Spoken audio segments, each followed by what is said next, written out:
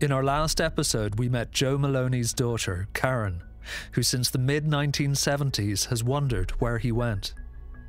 Even in her wildest imagination, she could never have thought he'd come to Ireland to build himself a new life. Nor could she have imagined he'd ever risk returning back over the Atlantic as an FBI-wanted fugitive. Right? He was a very sociable person. He had the gift of the gab, so to speak. I'm Pavel Barter. From RTÉ Documentary on One, this is Runaway Joe. Episode 6, Closing the Net. When Joe Maloney first went on the run to Ireland in late 1967, early 68, he began living under the name Michael O'Shea and worked on a fishing trawler out of South Dublin until he sustained some kind of a stomach injury. I met him when I was doing my internship in St. Michael's in Dunleary Hospital. There's a team of us working behind this series. My colleague Nicolene managed to find and track down Dr. Brian Hanlon, who attended to Michael O'Shea's stomach woes back in 1969. He came into the emergency room as a patient with abdominal pain, and I was the doctor on call.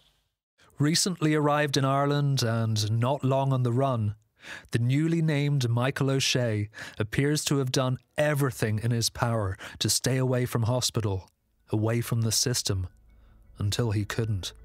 Michael O'Shea was very secretive because he had no insurance and he didn't want any records or anything made. Right. And he just wanted to pay up front for anything. And we were worried about that he might have had an appendicitis. And I don't know whether he even took his appendix out. After Michael O'Shea left hospital, he stayed in touch with Dr. Hanlon. Fast forward to 1976, Michael O'Shea is married to Sheila Chandler. He's the new owner of Capard House, and he decides he needs a holiday. So, he visits his friend, Dr. Hanlon, who was by now living in Canada. That was his first trip outside of Ireland since he came to Ireland, to my knowledge. He came for a couple of weeks. I know when he applied to get a passport to come to Canada, he had some problems getting the passport. Michael O'Shea managed to fly out of Ireland and into Toronto, and from there travelled to Wingham, Ontario. Outside of Toronto. He stayed in my house. I lived on my own. The FBI, the Irish Gardaí, they knew none of this.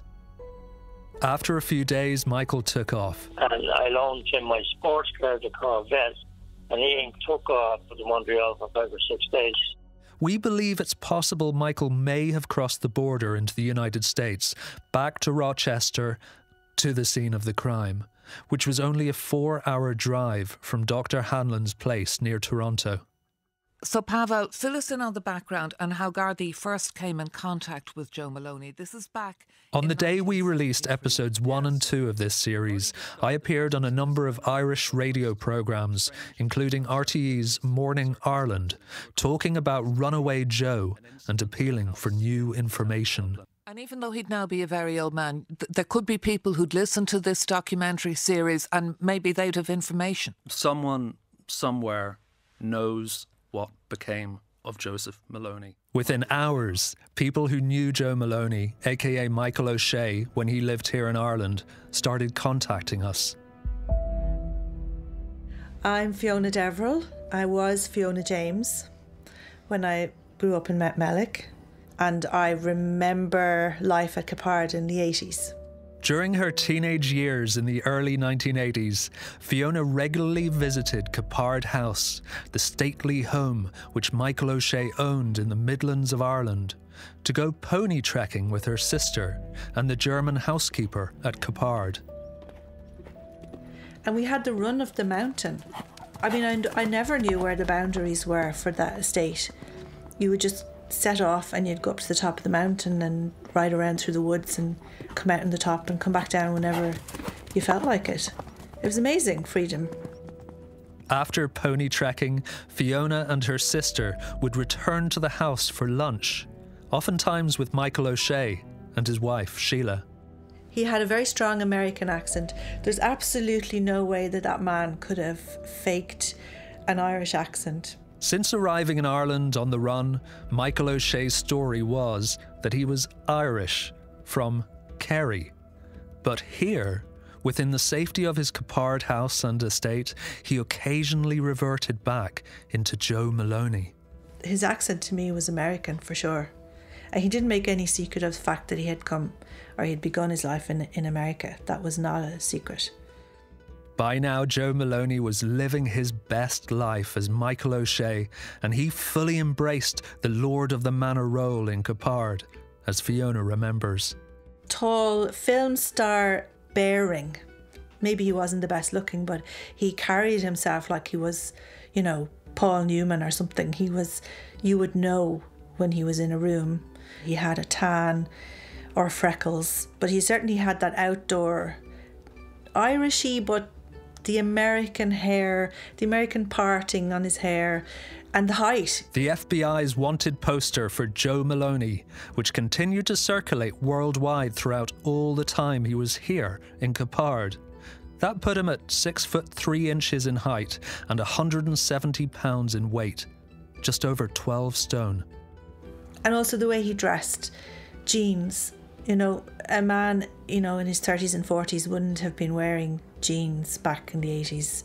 I don't think my dad really ever did. Fiona's father had made friends with Michael O'Shea.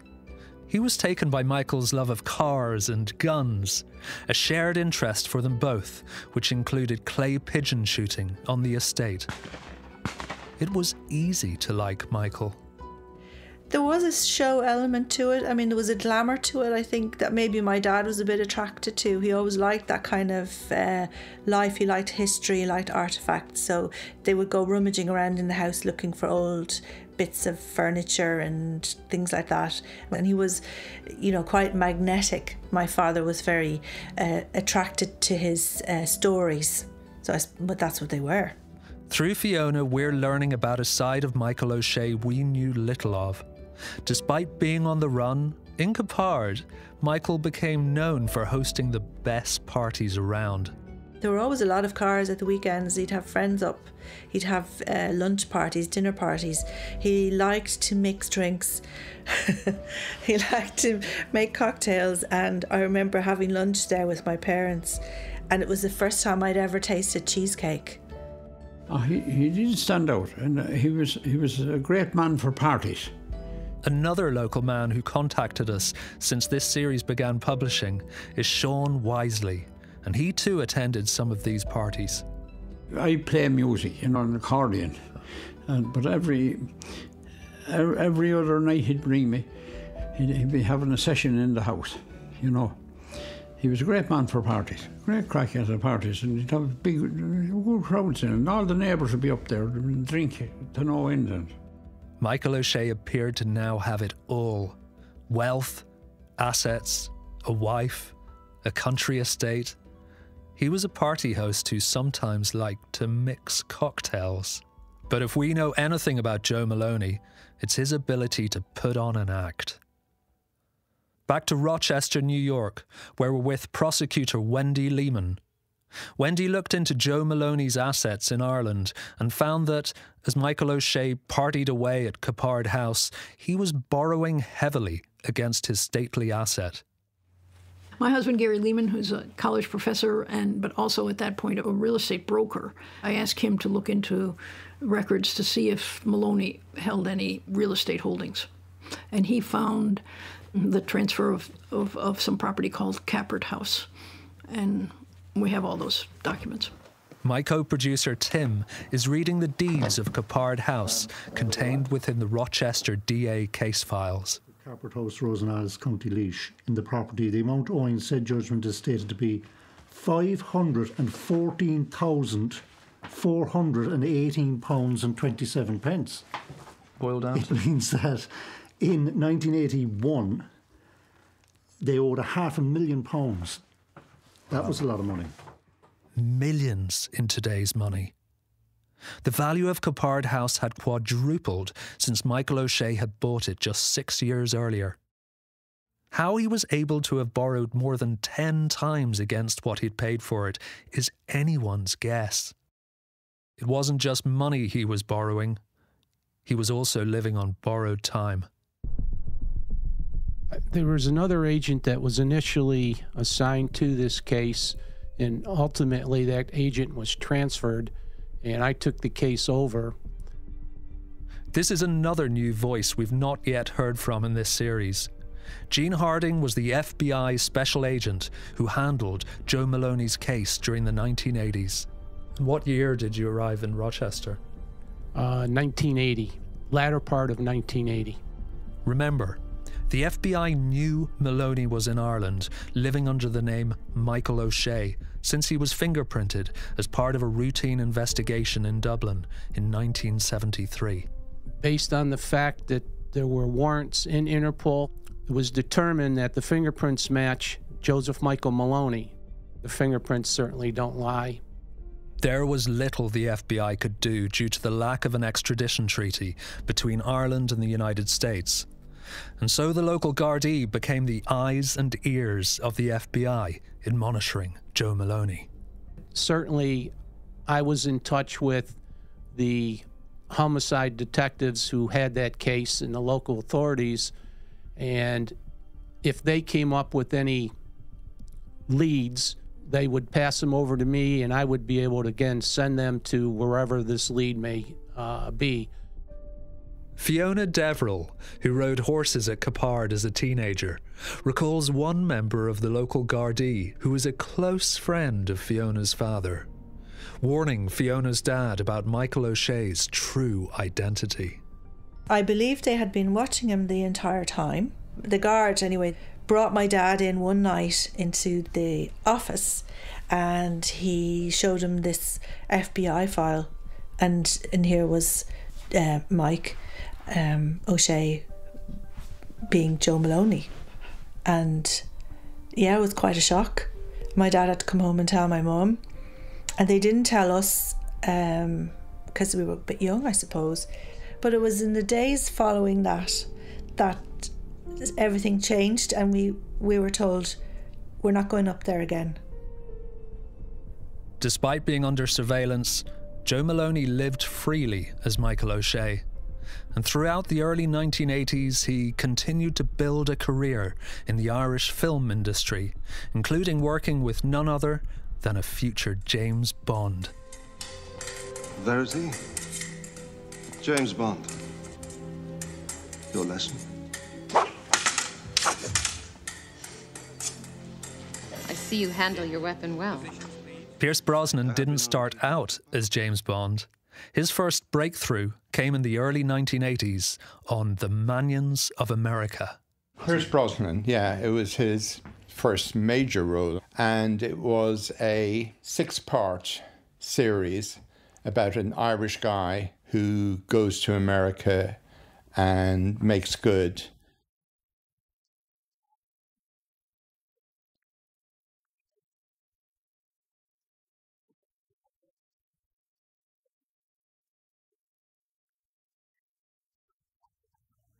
Barry Blackmore was the assistant director in that series, working with Michael O'Shea, or Mick, as he called him. Mick there were guns involved, so he was probably armourer on those. Would he, working on Manions of America, have met Pierce Brosnan? Oh, totally, yeah. Yeah, Pierce was a very easygoing guy. And Mick O'Shea certainly would have wanted to be with the cast. You know, that's the whole allure of being in the film business, is you rub shoulders with. While local police around Capard watched O'Shea from a distance, the special branch within the Garda monitored him closely. Because of the ongoing conflict in Northern Ireland, they were required to monitor the use of weaponry throughout Ireland, including on movie sets. This was in the height of the Troubles as well, so anything to do with guns, they were very wary about. They were very careful to make sure, you know, if you had guns on a project, you had to have the guards there and the special branch. Maurice O'Callaghan was the director of Soldiers of Destiny, a film being shot at Capard House in the early 80s. When we were shooting the film, there was about 20 special branch guys there every day. We wondered why they were there. They were in fact keeping an eye on Mick O'Shea. They knew he was there, it seems. They were watching for a long time based on the information they got from America. So these special branch guys, were they actually in Capard House? There were. One or two of them would come in if we were having dinner at night. They'd come in as well because we were all palsy-walsy, you see. Just thinking, oh, this is all great fun, you know. So they were keeping a very keen eye on everything, more than would be required simply for making a film, you know. By now, Michael O'Shea was on the brink of bankruptcy. But he hid all that. He hid it from his wife Sheila as well, we believe. Instead, he rented out Capard as a movie location, including to RTÉ for a hit TV series of the time, The Irish RM. I have applied for the post of resident magistrate in Ireland, and I've been accepted. All rise. You'll be a wonderful resident magistrate. If you want to give evidence on your own behalf... The film activities at Capard continued to bring the Garda special branch around, but nothing suggests Michael O'Shea ever thought anyone knew he was Joe Maloney. The police watched him assiduously. You know, they'd come up and play cards and drink poaching with him in the evenings, and sometimes you'd hang around for that if you weren't too busy at home. Peter Collins, the builder who worked at Capard House. But they were obviously keeping a very close eye on him. If he suspected that they were watching him, he just accepted the friendship. It just slipped into this parallel universe that he created for himself. And, yeah, nothing could go wrong, you know, as long as it didn't go wrong. We don't know if Michael knew his freedom clock was running down, but during 1983 there were signs that he began to create a contingency plan with his wife Sheila, and that plan involved gathering cash. This is the house that O'Shea sold me. Well, he didn't sell it to me really because he didn't own it, did he? Chancer. That's Annette Sullivan, another witness who has stepped forward since our appeal for information. We're in a village around 14 miles away from Capard House. We're in Castletown, small village in County Leash.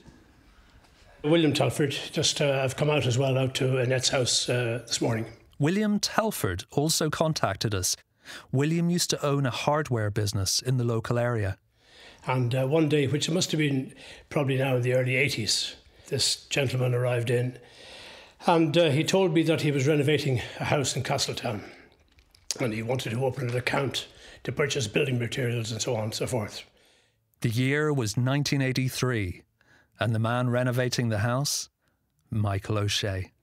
So O'Shea's pitch to you then was he had purchased this property, or so he told you, in Castletown, and he wanted you to provide the building materials for its renovation. That's correct. Yeah.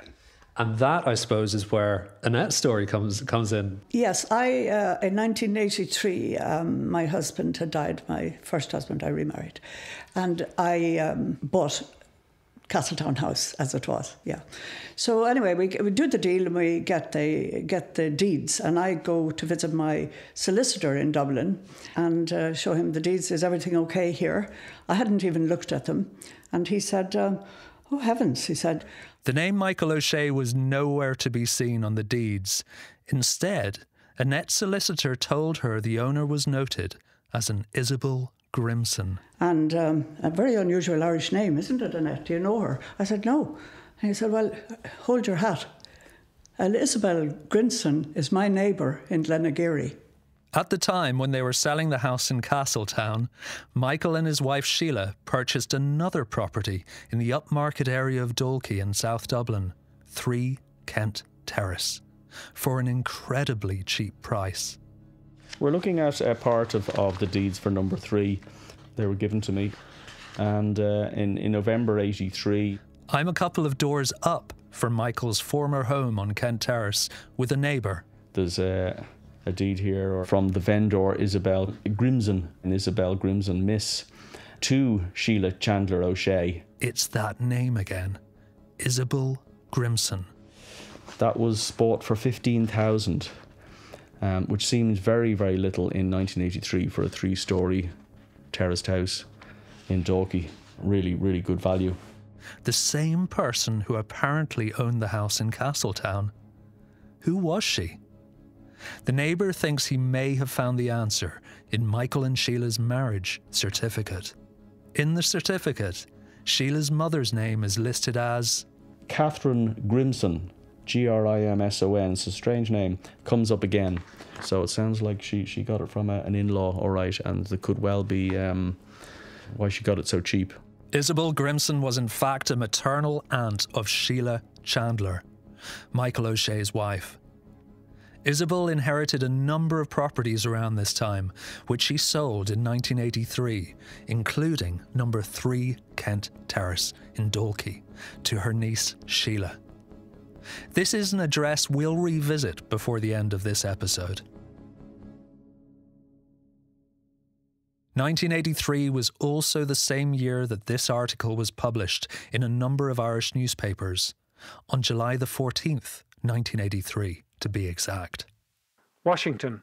The governments of the United States and Ireland signed a treaty yesterday to permit the extradition of criminal suspects seeking refuge in the other country. One official said the treaty demonstrated President Reagan's commitment to stopping terrorism. But he said the agreement would also apply to other crimes ranging from fraud to murder.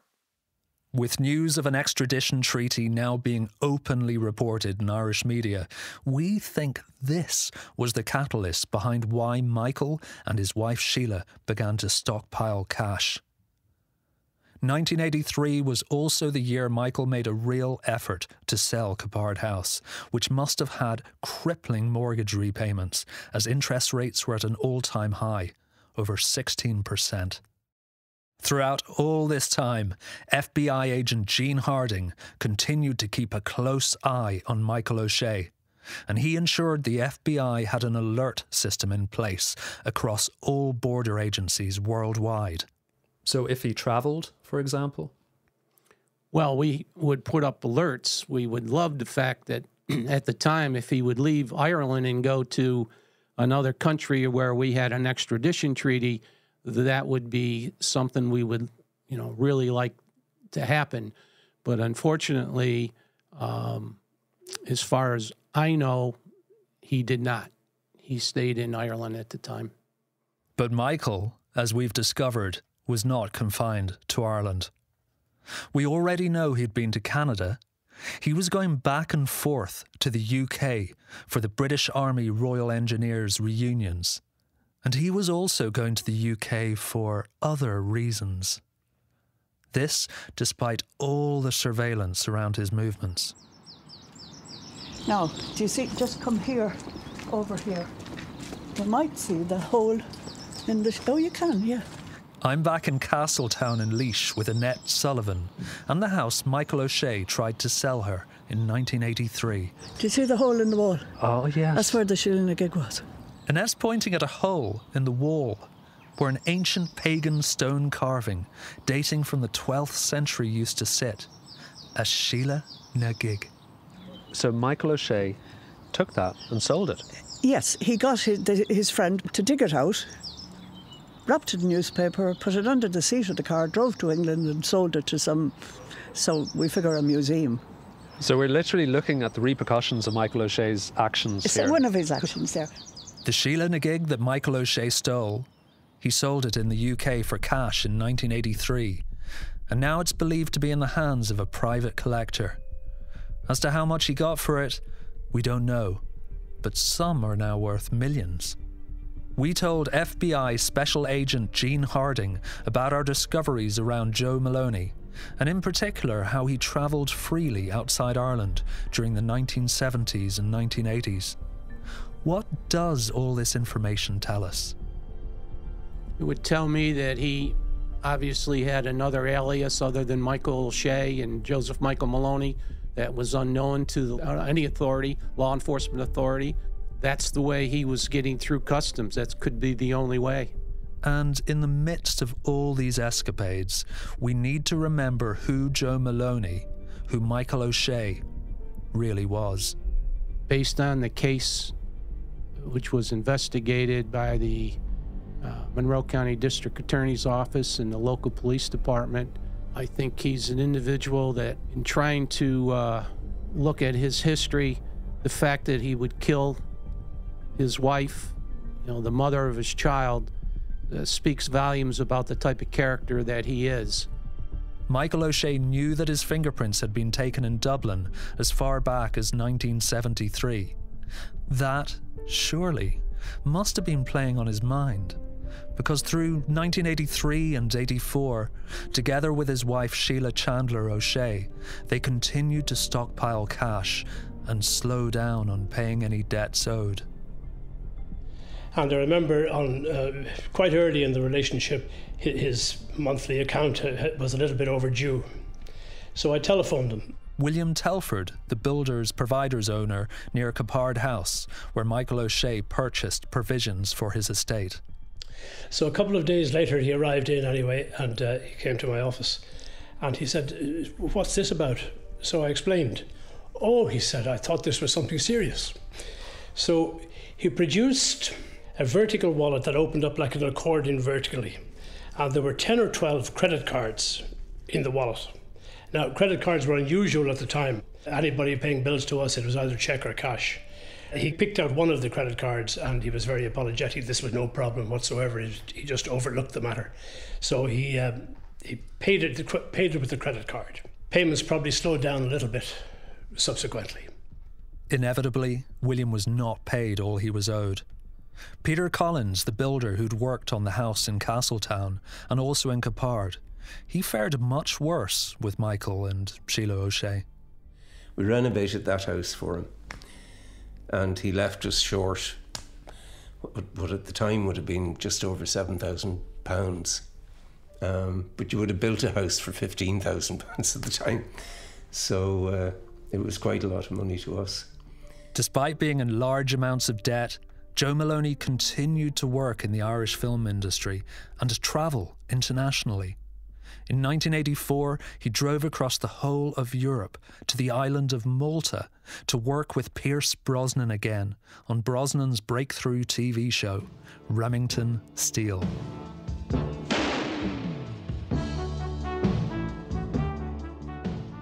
O'Shea's days of living freely and out in the open were almost over. By late 1984, District Attorney Wendy Lehman was summoned to Washington with news on Joe Maloney's case. Do you remember that moment when you found out that the extradition treaty had been approved and the reaction within the office? I do remember going to Washington to get our Secretary of State's signature on the documents, which was, for me, a kind of an exciting moment.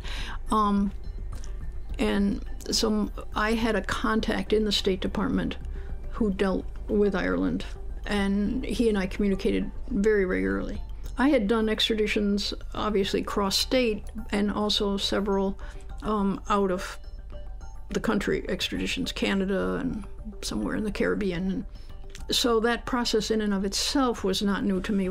And so, as Christmas 1984 approached, Wendy began thinking that once Joe Maloney was arrested in Dublin, she'd have to fly over to attend his court case. FBI agent Gene Harding remembers this time too. Working in conjunction with the Monroe County District Attorney's Office and with our headquarters, knowing that there was going to be a treaty put into place within a very short period of time. Ultimately, the treaty was affirmed around 1984. We said we'd return to number 3 Kent Terrace. That was the house in affluent Dalkey that Michael O'Shea and his wife Sheila had bought from Sheila's aunt for a remarkably cheap 15,000 Irish pounds. Robert Power, who later owned the property on Kent Terrace, reached out to us with an incredible story to tell. I met Frank and he noted that I was living in Dalkey and in 3 Kent Terrace, at which point he said, well, I had some dealings with the American guy who lived there who was on the run. The Frank who Robert speaks about is Frank Mullen. Frank died in 2017, But back in 1973, he was the Dublin detective who took those critically important fingerprints of Michael O'Shea's, which led to his identification as Joe Maloney. By late 1984, with the extradition law now changing between the US and Ireland, Michael O'Shea appeared to be getting desperate and beginning to act strangely. Not least by suddenly ringing up Detective Frank Mullen in Dalkey Garda Station. The phone rang and it was Michael O'Shea. So Frank thought, well, that was very strange, obviously, and he said, you might remember me, you know, we met in the past. I wanted to tell you about something very secretive that's going on at the moment. And he described that there was a drug deal going to happen. He'd been approached by somebody to do some sort of drug deal, and that he didn't want to do this. He wanted to stay on the right side of the law, and he wanted Frank to get involved with him in a sting operation. And what he wanted Frank to do was to come to a remote part of Killiney Heath, which, although, you know, it's part of the Dalkey-Killiney urban area, is actually quite remote. And he wanted Frank to help him carry out a sting and, you know, arrest this person. And it sounded even stranger when Michael apparently said, and you need to come on your own, because if there's any other guards there, it'll frighten off the guy and so on. So it just has to be just you. Detective Frank Mullen immediately thought this has got to do with the fingerprints he took from O'Shea. That O'Shea thinks he still has them, and if he could get rid of Frank, that might in some way make O'Shea's fingerprints inadmissible and stop him getting extradited back to America. Frank thought, okay, this is completely suspicious. There's no way this is true. It sounds totally bizarre, and it's clearly aligned with the fact that the law's just changed, and he knows that I know, and he's going to do me harm. So he arranged with a couple of his colleagues for them to secretly stake out the place. He went up, he met Michael. It was in the middle of nowhere on top of the heath, and he could see Michael was looking shifty, and he knew this was going down badly. So he told him that the two other guards were watching them, at which point Michael looked discomforted and upset. Then there was a bit of excuse making. They waited around. The alleged drug guy never turned up, and Michael went off. And when Michael left, he said, he looked around and he found, he said, in the undergrowth, a shallow grave. And he said he believed that Michael's plan was, there was a gun and there was a sum of money involved also. And he said he believed Michael was going to either try and bribe him or, failing that, shoot him and put him in that grave. It appears Frank Mullen could easily have been a second possible murder victim of Joe Maloney's. Within a few short weeks of that incident up in Killiney Hill in Southside Dublin, Joe Maloney was finally arrested, and the following evening, the story of his arrest led the RTÉ TV news headlines. The small town of Dalkey in South County Dublin was stunned by the news that the friendly, slightly balding man who pottered around the town in denims was wanted in America, accused of murdering his wife. The FBI claim there's another side to the man who had a business providing cinema props. They claim he is Michael Joseph Maloney, who 18 years ago allegedly laced his wife's vodka with wood alcohol and killed her at their son's 5th birthday party. You'd think, as everyone did then, that this was the end of our story. June Fisk was going to get justice. Joe Maloney was going to be held accountable. He was safely secured in a Dublin prison to be extradited back to the US in handcuffs for what was shaping up to be a lifetime behind bars. But, like so much of this story, it never goes where you think it will. That escape was very, very clever, because it's possible the two of them were in the one cell. And he was an American? That's true, yes. He paid the younger man to get him out of the prison. Join us next time in Episode 7, Jailbreak. As this is a live investigation, if you have any knowledge of Joseph Maloney, aka Michael O'Shea, please contact us immediately and in confidence via documentaries@rte.ie. Runaway Joe is written, reported and produced by me, Pavel Barter, and Tim Desmond. Production assistance by Nicolene Greer. Music is by Martin Kluzak and Tomasz Barrow. The sound engineer is Pater Carney. and the executive producer for RTÉ Documentary on One is Liam O'Brien.